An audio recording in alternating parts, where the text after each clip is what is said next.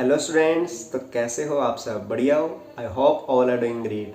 तो today we will discuss our next topic that is refraction in one shot.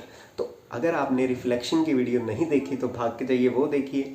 ठीक, पहले ये देख के जाइएगा। तो let's get started. What is refraction? Refraction क्या है?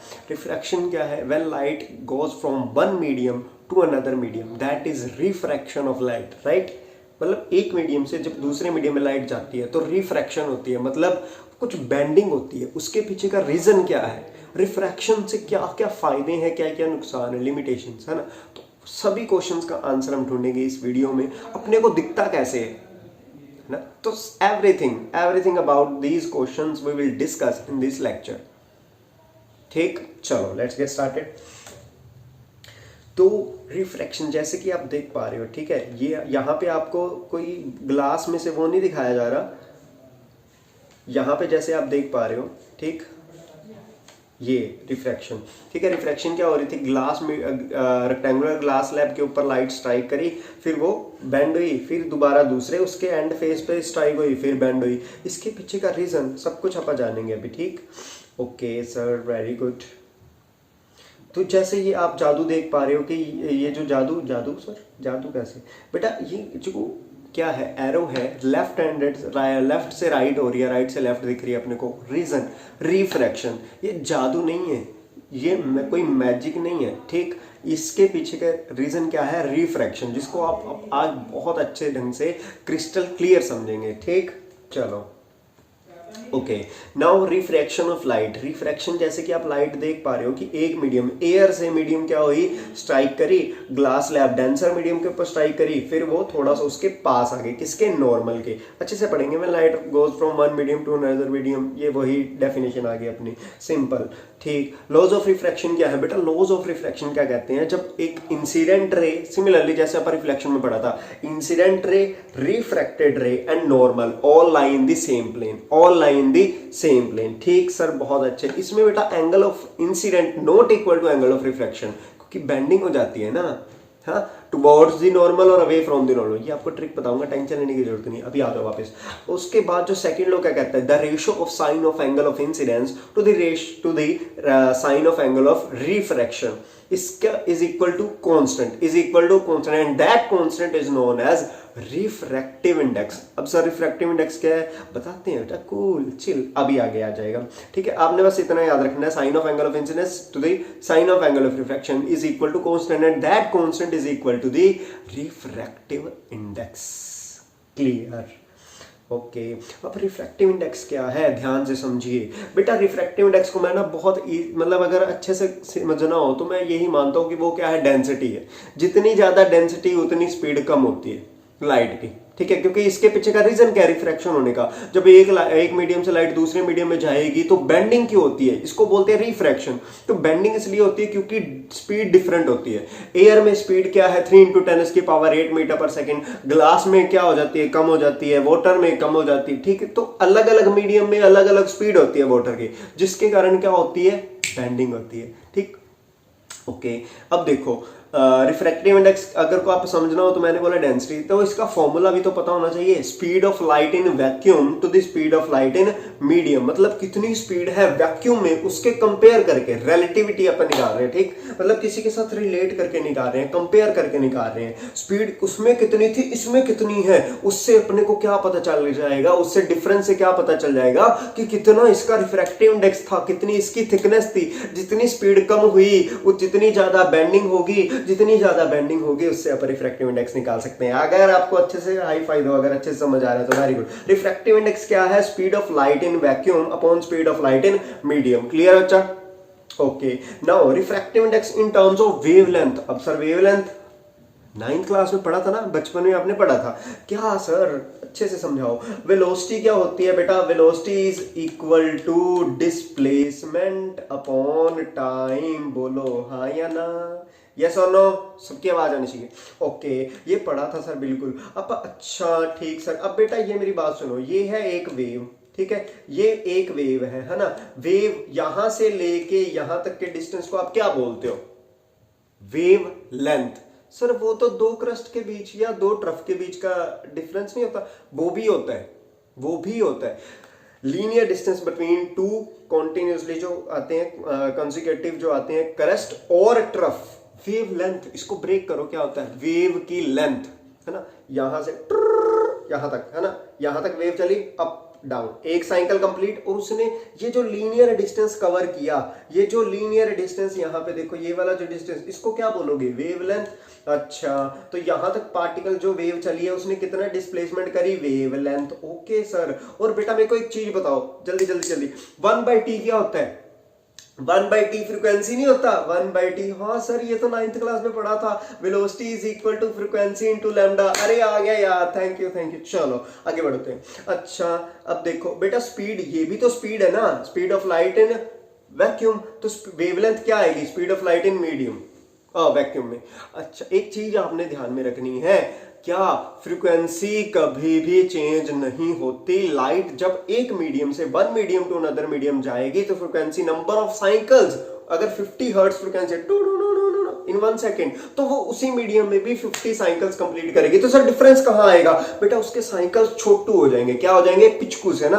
पहले साइकिल इतना बड़ा था, इतना बड़ा, देखो यहाँ पे अभी ड्रॉ करते हैं, पहले इतना बड़ा साइकिल था एक, अभी वो छोटू सा इतना सा, पर साइकिल तो उतने है ना, काउंटिंग में तो उतने है ना। वेरी गुड, समझ आया, बहुत बढ़िया, ठीक है। तो बेटा मतलब कहने का क्या है, वेवलेंथ चेंज, आपने बोला वेलोसिटी चेंज होती है, किसके कारण, वेवलेंथ के कारण। ओके सर, ये रीजन है रिफ्रैक्शन का मेन, हाँ ये आज पता चला है ना, वेवलेंथ से क्या होती है वेलोसिटी चेंज। क्यों, क्योंकि फ्रीक्वेंसी, तो ये देखो velocity is equal to frequency into lambda, frequency तो चेंज नहीं होती, तो बचा क्या, वेवलेंथ, वेवलेंथ के चेंज होने से क्या होती है, वेलोसिटी चेंज, और वो किसका रीजन है, रिफ्रैक्शन का। वेरी गुड, बहुत अच्छे, बहुत इंटेलिजेंट स्टूडेंट हो आप। अच्छा फ्रीक्वेंसी नहीं चेंज होती तो फ्रीक्वेंसी से फ्रीक्वेंसी क्या हो जाएगी, मारी जाएगी। अगर फ्रीक्वेंसी से फ्रीक्वेंसी मारी गई तो बचा क्या, वेवलेंथ, वेवलेंथ वैक्यूम में और वेवलेंथ इन मीडियम। इसको स्क्रीनशॉट लेके रख लो अगर चाहिए तो, ठीक। चलो आगे बढ़ते हैं। उसके बाद refractive index, relative refractive index. Sir relative refractive index क्या होता है,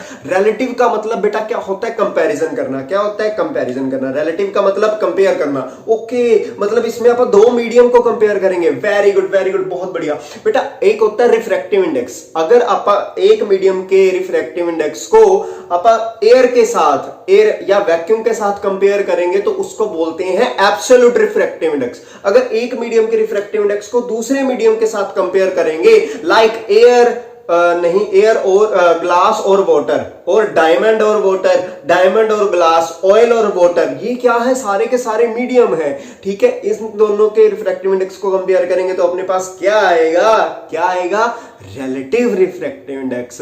वेरी गुड। तो बोलेंगे refractive index of second medium with respect to first निकालिए, तो क्या करेंगे, ये देखो वेलोसिटी फर्स्ट मीडियम में, ठीक है, वेलोसिटी सेकंड मीडियम में, बट वेवलेंथ, फ्रीक्वेंसी, वेलोसिटी किसके इक्वल होती है, वेवलेंथ के। क्यों, क्योंकि फ्रीक्वेंसी तो कांस्टेंट है ना, वो ऊपर और नीचे वाली टर्म्स मारी जाएगी। अच्छा तो बेटा इसको कैसे लिख सकते हो, ऐसे। मैं आपको सिंपल सी बात बताऊं, ये जो फर्स्ट टर्म है देखो, ये पैरों में है ना, ये पैरों में है। अगर पहले पिछले जन्म में कोई चीज पैरों में है तो दूसरे जन्म में क्या आ जाती है, सिर पे आ जाती है, ऐसा समझ लो, ठीक है। बाय चांस, ये क्यों पढ़ना है सर, पहले मेरे को ये बताओ, है ना। क्योंकि बेटा कई बार क्या होता है, हमें वेलोसिटीज में कंपैरिजन नहीं करने को बोलता, हमें वेवलेंथ का कंपैरिजन नहीं देता, हमें क्वेश्चन में, बोर्ड के जो क्वेश्चंस में, उसमें पता क्या दे देगा, रिफ्रैक्टिव इंडेक्स एयर का, वाटर का ये है, ग्लास का ये है, इनका रिलेटिव रिफ्रैक्टिव इंडेक्स बताओ, तो क्या करेंगे, तो क्या करेंगे आप सोचो। तो दोनों के लिए फॉर्मूला तो चाहिए ना, आपको क्या पता किसको किसके साथ डिवाइड करना है ना। Very good. तो रिलेटिव इंडेक्स किसका किसके विद रिस्पेक्ट टू, यहाँ पे आप उन्होंने बोला सेकंड का विद रिस्पेक्ट टू, तो आप क्या निकालेंगे बेटा, सेकंड पैरों में है तो उधर क्या चढ़ा जाएगा, राजा बना देंगे उसको, सिर पे चढ़ा लेंगे, है ना। वेरी गुड, बहुत अच्छे सर, बहुत बढ़िया समझ आ गई। ओके, तो बेटा ये भी स्क्रीनशॉट हो जाना चाहिए, क्योंकि एक भी क्वेश्चन ऐसा नहीं है जो अपने को ना आता हो, बोर्ड के एग्जाम तो फोड़ के आने आप, ठीक।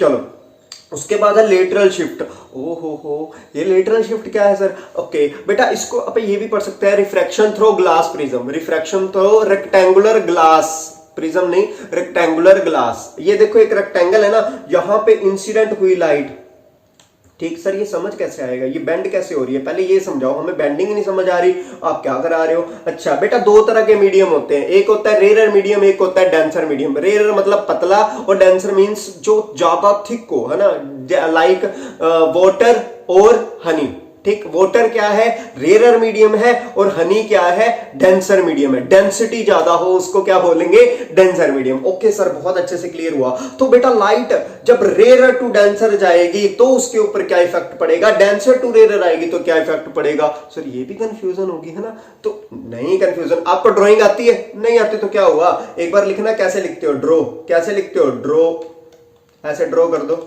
मेरी राइटिंग थोड़ी ज्यादा अच्छी है, ठीक है। ये क्या लिखा, ड्रो। ड्रो सर इसका मतलब क्या, ये क्यों हम पढ़ रहे हैं बेटा, हम फिजिक्स कर रहे हैं। Denser to rare away from the normal, denser to rare away from the normal. जब लाइट डेंसर मीडियम से रेयर में जाएगी, जब लाइट डेंसर से रेयर मीडियम में जाएगी तो अवे फ्रॉम द नॉर्मल से दूर भागेगी। अच्छी ट्रिक थी ना। अच्छा सर ये तो याद हो गया। अच्छा means sir rare to denser जाएगी तो नॉर्मल के पास आएगी, बिल्कुल, बहुत इंटेलिजेंट बच्चों आप। Denser to rare away from the normal, rare to denser towards the normal. देखा आप, चलो आगे बढ़ते हैं।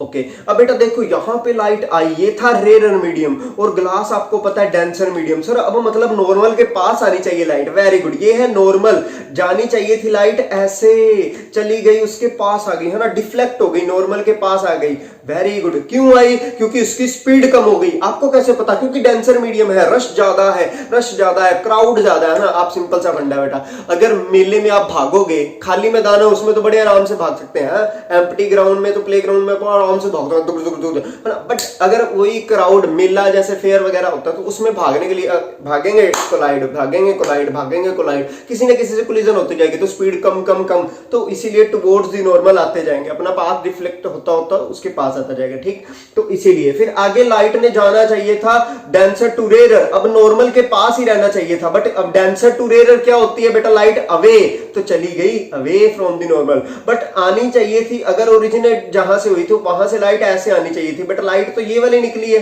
ठीक, तो मतलब इसमें जो ये परपेंडिकुलर डिस्टेंस आया, इसमें जो परपेंडिकुलर डिस्टेंस की शिफ्ट आई, डिस्प्लेसमेंट हुई, इसको क्या बोलते हैं, लेटरल डिस्प्लेसमेंट या लेटरल शिफ्ट। क्या बोलते हैं, लेटरल डिस्प्लेसमेंट। या इंसिडेंट रे और इमर्जेंट रे के बीच में जो परपेंडिकुलर डिस्टेंस आएगा उसको लेटरल शिफ्ट बोलेंगे। सर बहुत अच्छे से क्लियर हो गया, वेरी गुड। आगे बढ़ते हैं बच्चा पार्टी, कोई डाउट हो, कोई कष्ट हो तो पूछते जाना।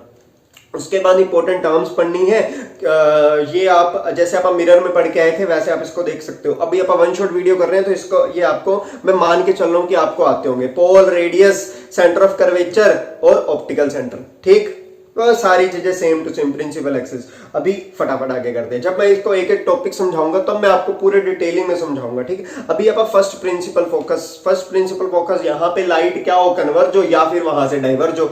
ठीक, आपको डायग्राम दिख रही है, इसका कुछ नहीं करना, ना ही इसकी कुछ खास इंपॉर्टेंस है। ठीक, क्यों, क्योंकि सेकंड जो प्रिंसिपल है उसको आप इंपॉर्टेंस देंगे। प्रिंसिपल फोकस, जो सेकंड प्रिंसिपल फोकस है उसको इंपॉर्टेंस देनी है एग्जाम में भी, और सेकंड प्रिंसिपल फोकस को ही आप फोकस बोलेंगे। फर्स्ट सेकंड में कंफ्यूज नहीं होना। जो सेकंड प्रिंसिपल फोकस है वही अपना फोकस है, दैट्स इट। जब भी फोकस की बात आए लेंस के केस में तो क्या मतलब, वो सेकंड वाला ही है। ठीक, क्लियर, वेरी गुड।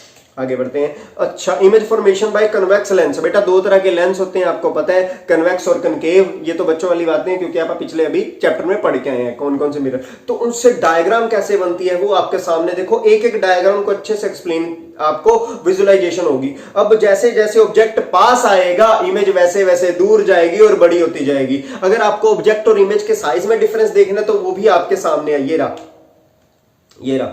अगर आपको ये देखना है तो ये भी आपके सामने है। ठीक है, टेंशन लेने की जरूरत नहीं है। एक मिनट, अब देखो, ऑब्जेक्ट पास आया, ठीक, पहले था बियॉन्ड सेंटर ऑफ कर्वेचर, तो इमेज कहां पे बनेगी, एट सेंटर ऑफ कर्वेचर, तो इमेज भी सेंटर ऑफ कर्वेचर पे बनेगी। बेटा सेंटर ऑफ कर्वेचर का मतलब क्या होता है, कितना डिस्टेंस, रेडियस ऑफ कर्वेचर ना।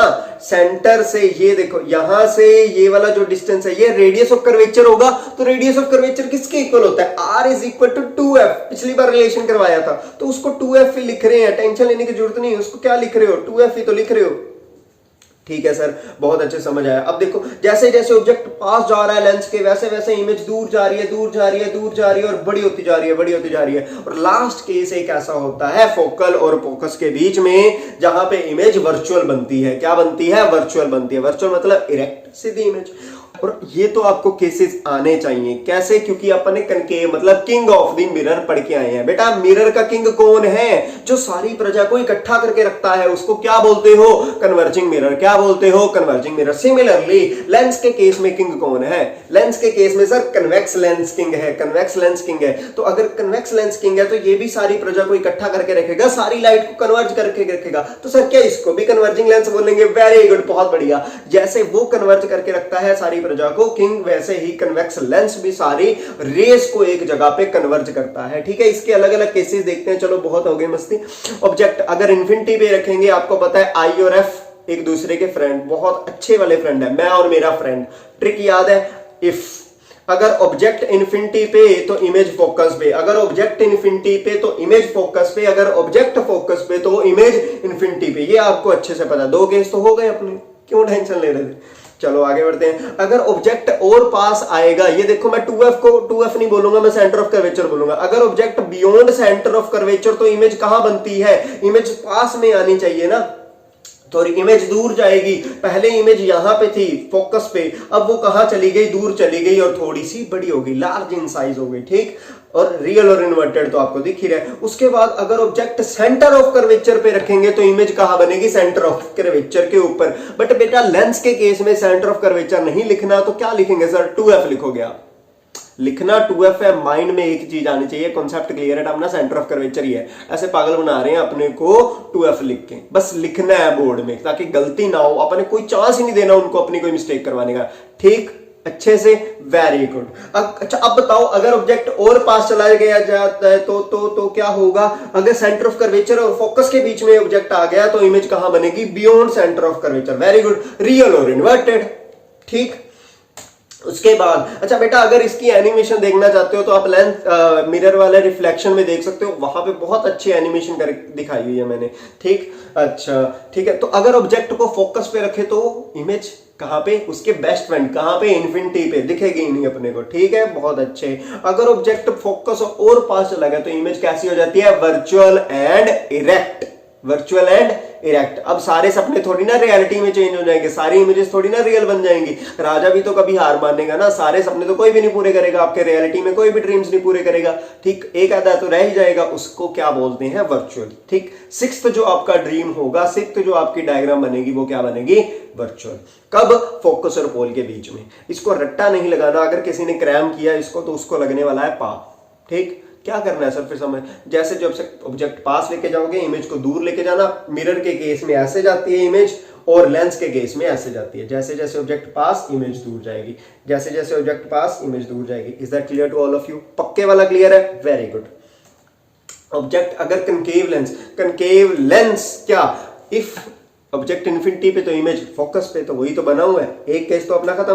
दूसरा केस प्रिंसिपल, देखो बेटा इसमें ना प्रजा की बात ही आ जाती है कि जहां पे मर्जी रख दो ऑब्जेक्ट, प्रिंसिपल एक्सिस के ऊपर जहां पे मर्जी रख दो ऑब्जेक्ट को, इमेज कहां बनेगी? फोकस और पोल के बीच में। कहां पे बनेगी? फोकस और पोल के बीच में। आपको एनिमेशन से दिखा रहा हूं, ऑब्जेक्ट को जहां पे मर्जी रखो, ये ऑब्जेक्ट है, जहां पे मर्जी रखो प्रिंसिपल, इमेज ये पिचकू सी ना, इत्तू सी, छोटू सी बन रही है, हमेशा छोटू बन रही है। वर्चुअल, डिमिनिश्ड और इरेक्ट। ठीक, कहां पे बनेगी? फोकस और पोल के बीच में। वेरी गुड, बहुत बढ़िया। उसके बाद है lens formula. Sir mirror formula तो 1/u + 1/v = 1/f था, तो इसमें बेटा u को क्या कर दोगे? नेगेटिव। तो u नेगेटिव हो जाएगा तो यहां पे नेगेटिव साइन आ जाएगा। ये भी रियल है। वेरी गुड, बहुत बढ़िया। अच्छा सर मैग्निफिकेशन में भी तो -v/u था, तो बेटा इस बार मैंने आपको एक चीज बताता हूं, u वहां पे पॉजिटिव रखो, यहां पे नेगेटिव कर दो। u को क्या कर दो? नेगेटिव। तो जो u का नेगेटिव है वो सारे साइंस को उलट पुलट कर देगा। यहां पे प्लस था तो u के कारण नेगेटिव हो गया, यहां पे माइनस था तो u के कारण पॉजिटिव हो गया। ठीक, मैग्निफिकेशन आ गई v/u।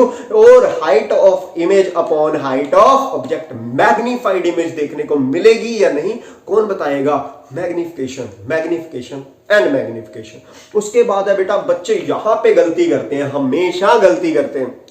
कहां पे sir? 1 by focal length, power is equal to 1 by focal length, power is equal to 1 by focal length, but in metre. क्योंकि क्वेश्चन में ना पागल बनाने के लिए अब क्वेश्चन उन्होंने तो मार्क्स कटवाने हैं कहीं ना कहीं से कि बच्चा गलती करे, बट अपन ने गलती नहीं करनी, सारे यूनिट्स को ध्यान से रखना है, छोटू हथियार को ध्यान से रखना है। छोटू हथियार मतलब सर छोटू वेपन्स जो अपने ये यूनिट्स, ठीक है। बड़े तो फॉर्मूलाज हो गए, बड़े वेपन्स क्या फॉर्मूला, छोटू वेपन्स कौन है? ये छोटू मोटू से यूनिट्स, ऐसे यूनिट्स, ठीक है, इनको ध्यान में रखना, ये बहुत इंपॉर्टेंट है। 1 बाय मीटर डायोप्टर होता है, 1 बाय सेंटीमीटर डायोप्टर नहीं होता, नहीं होता, नहीं होता। वेरी गुड, बहुत बढ़िया। चलो आगे बढ़ते हैं इसी खुशी में।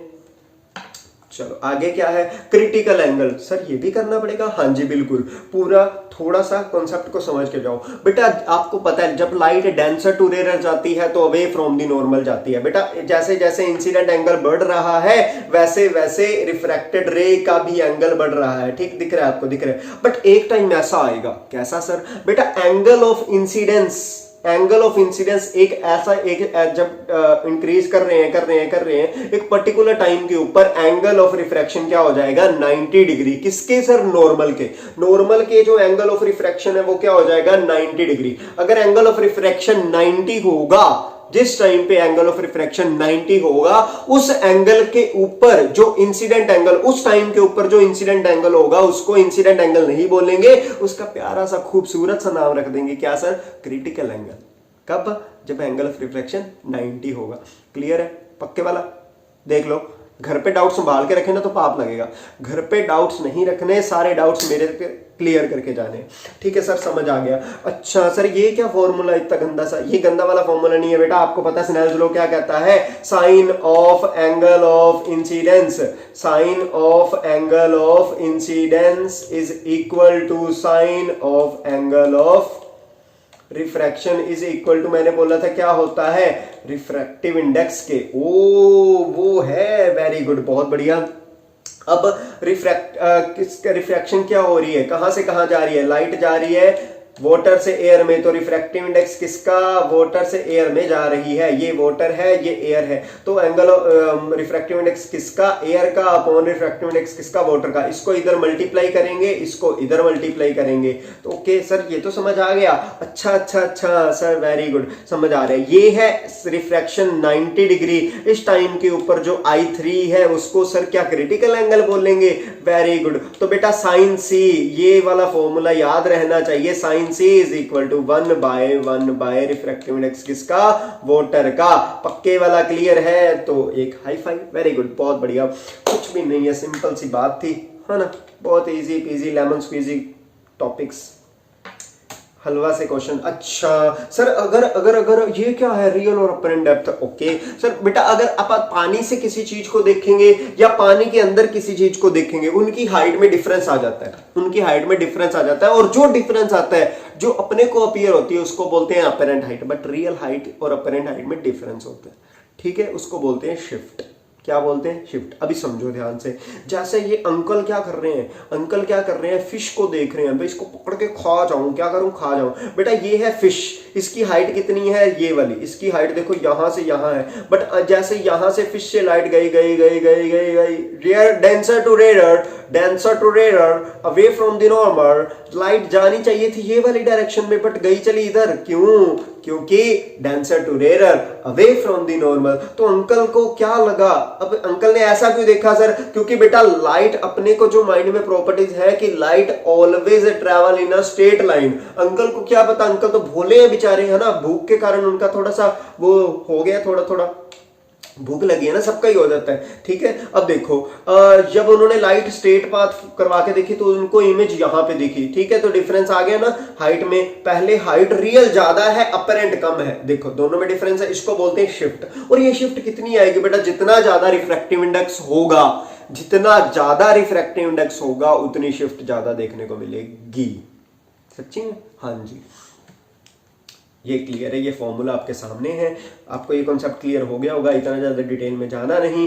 क्यों सर? क्योंकि बेटा बोर्ड में आपको लेंस आना है और रिफ्रैक्टिव इंडेक्स आना है। लेंस और रिफ्रैक्टिव इंडेक्स को तो इतने अच्छे से कर लो ना, कोई भी क्वेश्चन आए आपके एग्जामिनर एक नंबर भी ना सके, उसको तो सोचना पड़े कि नंबर काटूं कहां से मैं, ठीक है, वेरी गुड। अगर लाइट आप सर अंदर से देखें, वोटर के अंदर से देखें बेटा, जैसे ये देखो लाइट उस रियल में जो बर्ड है वो यहाँ पे है, लाइट यहां से आई, rarer to denser, rarer to denser, rarer to denser क्या आएगी, rarer to denser towards the normal, तो टुवर्ड्स द नॉर्मल लाइट जानी चाहिए थी, ऐसे लाइट चली गई ऐसे। अब अंकल ये जो आई छोड़ के गए हैं, ठीक है, आंटी की आई छोड़ के गए हैं, तो जब इसको स्ट्रेट लाइन करके देखा हमें पता चला कि बर्ड तो यहाँ पे है, बट एक्चुअल में बर्ड तो है ही नहीं, ये कौन सी हाइट है, अपरेंट हाइट। एक इसके ऊपर डिपेंड कर रहा सर, ये भी रिफ्रैक्टिव इंडेक्स के ऊपर, वेरी गुड, बहुत अच्छे बहुत अच्छे। अगर कोई भी कष्ट कोई डाउट है तो बेटा मेरे से क्लियर कर लेना, कमेंट बॉक्स में लिखो आपको ये वीडियो कैसी लगी। थोड़ी सी फास्ट थी, थोड़ी सी नहीं बहुत फास्ट थी, क्योंकि बेटा ये उनके लिए जो अभी एग्जाम देने वाले हैं, ठीक है। अगर इसकी आपको डिटेल एक्सप्लेनेशन चाहिए एक एक टॉपिक की तो मेरे को बता देना, वो आपको मिल जाएगी, ठीक है। ये था वन शॉट वीडियो इसलिए थोड़ी फास्ट थी। चलो मिलते हैं अपनी नेक्स्ट वीडियो में, और मुझे मैसेज करके बता देना कि आपको नेक्स्ट वीडियो जो चाहिए वो किस चैप्टर की वन शॉट वीडियो चाहिए, ठीक है। Bye bye, God bless you and all the very best for your exam and be positive always like a proton.